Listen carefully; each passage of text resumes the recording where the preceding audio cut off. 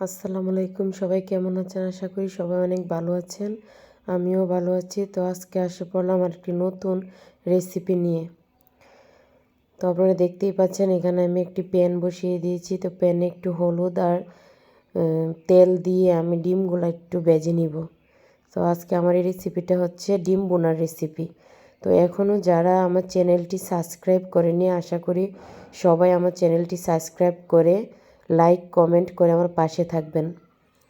তো এদিক দিয়ে দেখেন আমার ডিমগুলো প্রায় ভাজা হয়ে গেছে। তো আমি এক এক করে তুলে নিচ্ছি।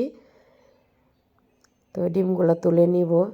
তো আমার ডিম বোনার মধ্যে না ডিমগুলো একটু লাল লাল করে ভাজতে আমার ভালো লাগে। অনেকে আবার দেখি ভাজেও না। যেদিক দিয়ে ডিমগুলো আমি তুলে নিচ্ছি। তো দেখেন সবগুলো ডিম তুলে আমি একসাথে এই বাটিতে জড়ো করে রেখে দিয়েছি, যেন আমার আরেকবার দিতে সুবিধা হয়। এখানে রেখে দিয়েছি। তো দিয়ে দিলাম গোটা কয়েক রসুন, দিয়ে দিচ্ছি পেঁয়াজ কুচি। তো ভালো করে আমি এগুলো নাড়াচাড়া করবো একটু। দিয়ে দিলাম কাঁচামরিচ। কাঁচামরিচটা এখানে দিলে হয় কি একটু ভালোভাবে ভাজা হয়, আর না হয় ডিম বোনাতে কাঁচামরিচটা পরে ব্যবহার করলে না কাঁচামরিচটা একটু কাঁচা কাঁচা থেকে যায়, এতটা মিহি হয় না। এদিক দিয়ে দেখেন আমার ছেলে আমাকে রান্নায় সাহায্য করছে। বাবা, তুমি কি আমাকে রান্নায় সাহায্য করছো? দেখেন ছেলে হলেও কি হবে, মার কষ্টটি কি বুঝে মাকে এসে পড়েছে রান্নায় সাহায্য করতে। দেখেন আমি একটু এইগুলো বলতেছি বলে সে লজ্জায় আবার এখান থেকে চলে গেছে। তো পেঁয়াজটা আমি একটু লাল লাল করে ভেজে নিব। পেঁয়াজটা লাল লাল করে ভেজে নিয়ে এখন আমি এখানে দিয়ে দিচ্ছি গরম মশলা, এলাচি, দারচিনি, লং।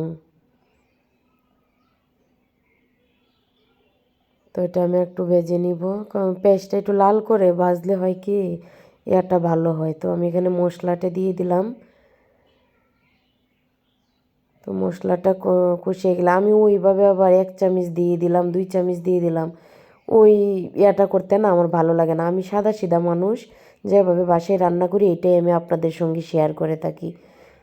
তো দেখেন এদিক দিয়ে আমার মশলা কিন্তু একদম কষানো হয়ে গেছে। তো আমি ডিমগুলো দিয়ে দিলাম। তো ডিমগুলো দিয়ে আর একটু নাড়াচাড়া করতে হবে, যেন ডিমের ভিতরে মশলাটা ভালোভাবে ঢুকে। তো আমি এখানে একটু নাড়াচাড়া করে নিচ্ছি, নাড়াচাড়া করে একটু কষিয়ে নিচ্ছি ডিমটা। তো এখানে পানি দিয়ে দিলাম যতটুকু পরিমাণ লাগে। আপনারা যতটুকু ডিম বোনা করবেন ঠিক ততটুকু আন্দাজ করে পানিটা দিতে হবে। তো আমি আন্দাজ করে পানিটা দিয়ে দিলাম। তো আমার বাসায় মেহমান আছে, এই জন্য আমি অনেকগুলো ডিম নিয়েছি, এখানে 10টা ডিম নিয়েছি। তো দেখেন এদিক দিয়ে কিন্তু আমার ডিম বোনা হয়ে গেছে।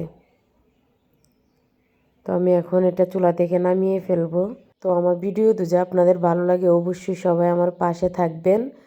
তো দেখেন আমার ডিম বোনা কমপ্লিট। তো আজকে এই পর্যন্তই। আল্লাহ হাফেজ।